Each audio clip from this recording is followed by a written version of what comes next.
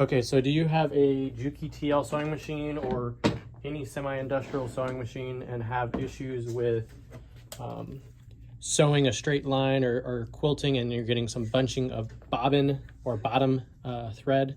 So the bottom of your material has some bunching in the middle and then it goes back straight.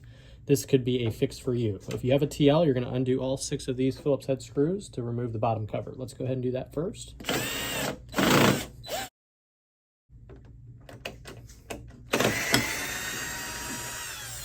So now that we got that bottom cover off, I'd bring the machine to the edge like that, take the bottom cover off. Now is a good time to clean this with some cleaner. And we're going to locate the hook. So if we don't know what that is, I'll show you what it is here.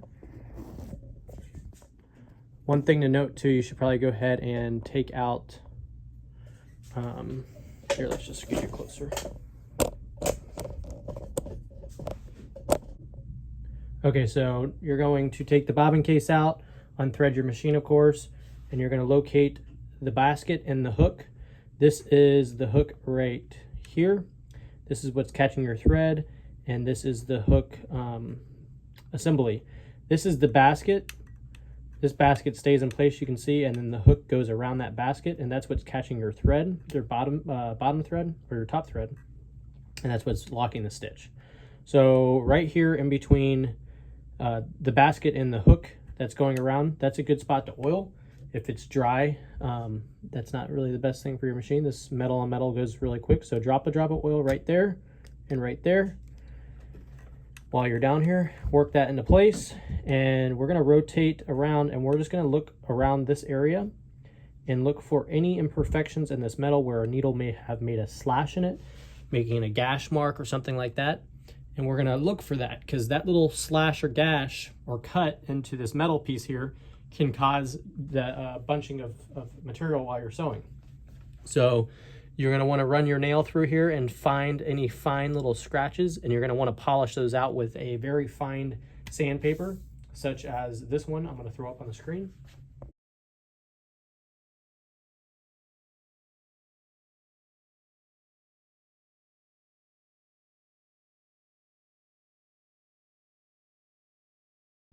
So if you find a gash anywhere in this area or a slash, you're going to want to take this very fine sandpaper. It should feel almost like a shark skin, very fine, but a little roughness to it. Here is the back of it.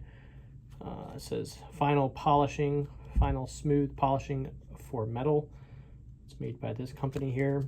You can find it at any Advanced or Home Depot or anything like that. So you're going to take it and you're going to find that little scratch and you're going to polish it out. So this one doesn't have it, so I'm not going to do it, but you're just going to take this material and try to polish out that little scratch until you don't feel it with your nail anymore.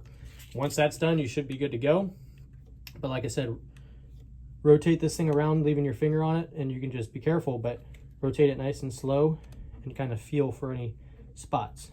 The spot that it's going to be affected the most is if it's like right in this area, or usually it's like right around here. So just make sure that's all clean. You can also wipe a little bit of oil on this to help make the thread go around it smoother and easier. So you can just put some oil on your finger and just kind of wipe it around this and give it a nice little shine.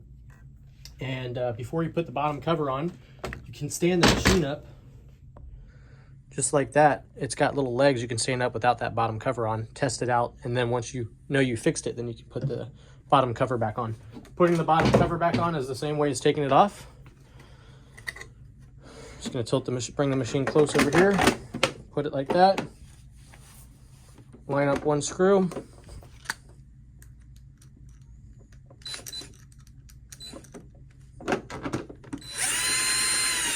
and then go ahead and repeat all 6. Make sure your drill's not on too tight of a setting where you break the plastic when you tighten it down. Thanks for watching.